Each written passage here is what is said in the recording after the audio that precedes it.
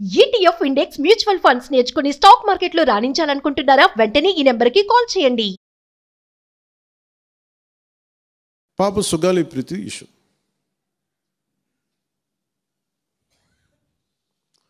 పండ్లున్న చెట్టుగా రాళ్ళు పడతాయంటారు. ఎవరైతే చేయూతనిస్తారో, ఎవరైతే ఆదరిస్తారో వాళ్ళని తిడితే ఎట్లాగా? అసలు ఈరోజు సుగాలి ప్రీతి అనే కేసు ఎలా ఎక్కడి నుంచి బయటకు వచ్చింది మీరు చెప్పండి. ఇలాంటి అన్యాయం జరిగిందని ఎవరికి తెలుసు? ఈ రోజున గత ప్రభుత్వం 2019, 2024లో ఒక ప్రభుత్వం మీద, అప్పుడు ముఖ్యమంత్రి మీద మాట్లాడటానికి అసలు ఎవరికైనా ధైర్యం ఉందా? ఒక ముఖ్యమంత్రిని అరెస్ట్ ఒక మాజీ ముఖ్యమంత్రిని ఆ టైంలో అరెస్ట్ చేస్తే రావడానికి ఎవరు లేరు రోడ్ల మీద. అలాంటి పరిస్థితుల్లో ఓడిపోయి 2 చోట్ల ఓడిపోయి ఉన్న ఒక ఎమ్మెల్యే వాళ్ళ పార్టీకి వెళ్ళిపోతే ఏ మానసిక స్థైర్యం, ఏ ధైర్యం, ఏది ఉంటుంది చెప్పండి ఎవరికైనా? మరి అలాంటి సమయంలో నేను ఒక తల్లి పడ్డ వేదన తీసుకున్నా. నాకే సరదాన 2 లక్షల మంది జనం మధ్యలో నడుచుకుంటూ వెళ్ళి ఆ సమస్యను హైలైట్ చేసి వాళ్ళు సిబిఐకి ఇచ్చారు. సిబిఐకి ఇస్తే మన ఇంటర్నల్ పేపర్ వర్క్ మనకి ఎలా తెలుస్తుంది? ఇంటర్నల్ పేపర్ వర్క్ వాళ్ళు ఇస్తే వాళ్ళు ఏంటంటే జీవో రిలీజ్ చేశారు. మా దగ్గర నుంచి వెళ్ళింది కానీ ఎక్కడికి వెళ్ళాలో అక్కడి నుంచి ప్రొసీడ్ చేయాలి, అక్కడ ఆపేశారు.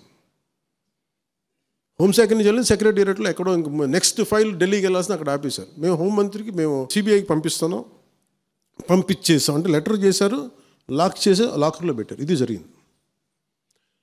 ఈ ప్రాసెస్లో ఏం చేశారు, వాళ్ళకి ఈ కేసు కొంచెం సెన్సిటివ్ కేసు కాబట్టి మీకు చెప్తాను. సుగాలి ప్రీతి నేను ఎందుకు కొంచెం సున్నితంగా మాట్లాడాలి ఈ విషయం ఏదంటే, మీకు ఒక అన్యాయం జరిగినప్పుడు, ఎవరికైనా ఒక అన్యాయం జరిగినప్పుడు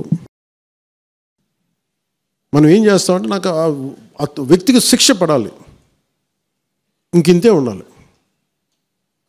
వాళ్ళు ఏం చెప్తున్నారంటే, ఎవరైతే ఈ వెనకున్నారో, మరి గవర్నమెంట్ ద్వారా వచ్చారు, గత ప్రభుత్వం ఎలా వచ్చారో వాళ్ళు ఏం చేశారంటే, మనం పెట్టిన ఒత్తిడి ఆ రోజు 2 లక్షల మంది మనం జనంతో తీసుకెళ్ళి అది నేషన్ వైడ్ ఇష్యూ అయ్యేటప్పటికి వాళ్ళు చేసింది ఏంటంటే, మనం చేసిన పోరాటం వల్లే ఎస్సీ ఎస్టీ అట్రాసిటీ కేసు బాధితులకు చట్ట ప్రకారం ఇచ్చే ప్రయోజనాలు, పరిహారాలు వారి కుటుంబానికి దక్కాయి. కర్నూలు రూరల్ మండలం దిన్నెదేవరపాడులో 5 ఎకరాల వ్యవసాయ భూమిని కేటాయింపబడింది. ఆ గ్రామం కర్నూలు నగరానికి 9 కిలోమీటర్ల దూరంలో ఉంది. ఈ రోజున మార్కెట్ వాల్యూ కనీసం ఎకరాకది వాళ్ళు చెప్పడం మీరు క్రాస్ చెక్ చేసుకుని 2 కోట్ల వరకు ఉంటుందని చెప్తా ఉన్నారు.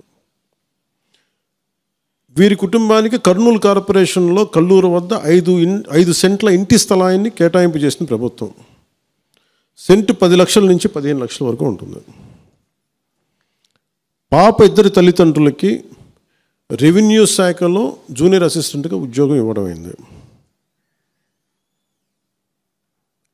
ఇది కాకుండా ఇవి మన పోరాటం వల్ల ఒత్తిడి పెట్టడంలో వచ్చినాయి. ఇవి కాకుండా నేను ఫస్ట్ టైం ఛార్జ్ తీసుకోగానే మొదట చెప్పిన మాట, పాపకి న్యాయం జరగాలి, ఏమేమి జరిగిందని సిఐడి చీఫ్ని నేనే తెలియజేశాను. డీజీపీ గారికి పంపించాను, అప్పుడు డీజీపీ గారికి తిరుమలరావు గారు, అలాగే సిఐడి అధికారులకు చెప్పాను, ఉన్నతాధికారికి, హోమ్ మినిస్టర్ గారికి చెప్పాం. ఇవన్నీ చెప్తే పోలీసు సిఐడి వాళ్ళు చెప్పింది ఏంటంటే, అసలు అప్పట్లోనే ఎవరైతే దీని వెనక కుట్ర వెనక ఉంది ఇవన్నీ చెప్తున్నారో ఏ డిఎన్ఏ తారుమారు చేశారు. ఎలా తారుమారు చేసి ఉండాలి? ఈ ఒత్తిడిలో వీళ్ళకి భూములు అవి ఇవి ఇచ్చేసి, మరి ఏం చెప్పారు నాకు తెలియదు కానీ నాకు తెలిసి వాళ్ళు ఈరోజు పోలీసు చెప్తుంది ఏంటంటే, సాక్ష్యాలు వీళ్ళు చెప్తున్న వ్యక్తుల మీద వాళ్ళ డిఎన్ఏకి దీనికి మ్యాచ్ కావట్లేదు. ఇది వాస్తవం.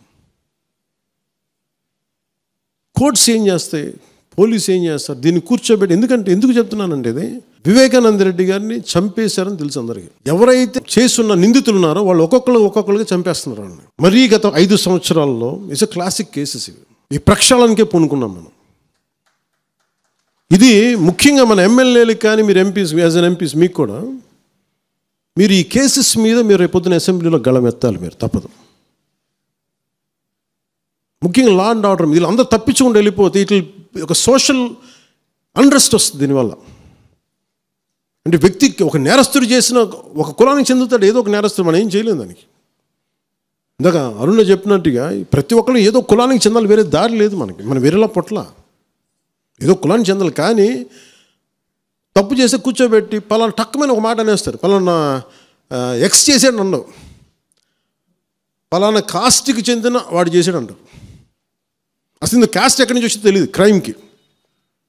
సో అందుకని మేము బీయింగ్ లీడర్ని చాలా సెన్సిటివ్గా మాట్లాడాలి. మరీ నేను మిగతా వాళ్ళు గబుక్కుని మాట్లాడేసి గత ప్రభుత్వ నాయకులు మాట్లాడేసి వెళ్ళిపోవచ్చు, ఈజీ అది. కానీ నేను అలా మాట్లాడకూడదు. దట్టు నేను ఇప్పుడు డిప్యూటీ సీఎం పదవిలో ఉన్నాను కాబట్టి నేను చాలా ఒళ్ళు దగ్గర పెట్టుకుని మాట్లాడాలి. అందుకని ఇవన్నీ మీరు ఒక్కసారి దీంట్లో కూడా ఆ పాపకి న్యాయం జరగాలి, దోషులుంటే శిక్షింపబడాలి, దాంట్లో అసలు ఎప్పుడు లేదు. కానీ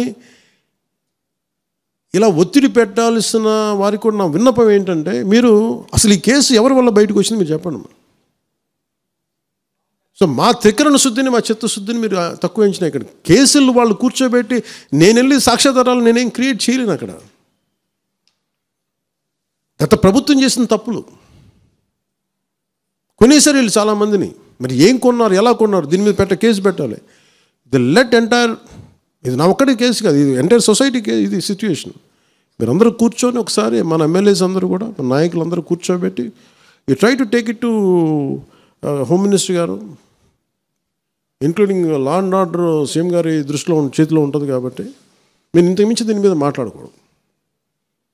అందుకని నేను శిక్ష పడాలని కోరుకుంటాను. ఇంతకుమించి కాకపోతే ఏమైపోతుంది, నా మీద నన్ను లాగడం చాలా తేలిక అందరికీ. ఎందుకంటే నేను మెత్తని మనిషిని కదా, నా మీద రాళ్ళు వేసేయండి ఈజీ, నా చొక్కా పట్టుకోవడం ఈజీ.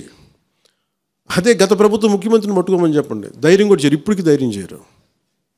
ఎందుకంటే వాళ్ళ మనుషులు ఇళ్లలోకి వచ్చి కొడతారు, క్రిమినల్స్ వచ్చి ఇళ్లలోకి వచ్చి కొడతారు, చంపేస్తారని భయం. మనం ప్రజాస్వామ్యం కదా, మనం భరించాలి. అందుకని దయచేసి దీన్ని మీరు ఒకసారి కూర్చోబెట్టి ఒకసారి మన గౌరవ శాసనసభ్యులు, మంత్రివర్గ సహచరులు, లెజిస్లేటివ్ కౌన్సిల్ మెంబర్స్, పార్టీ నాయకులు అందరూ దీని మీద ఒకసారి స్పోక్స్ పర్సన్స్, వీర మహిళ నాయకులు, మీరందరూ ఒక్కసారి కూర్చోబెట్టి ప్రతి ఒక్కరు కూడా దీని మీద, ఇది ఎందుకంటే ఇది ఒక కేసుగా చూడకండి, ఇది గర్ల్ చైల్డ్ తాలూకు ప్రొటెక్షన్ చాలా ఎసెన్షియల్. అందుకని దీన్ని సోషల్ మీడియా యాక్ట్ కానీ ఇవన్నీ మాట్లాడాలని పొద్దున్న నిర్ణయించుకున్నాం. ఇది ఒకసారి మీ దృష్టికి తీసుకొస్తా ఉన్నాను.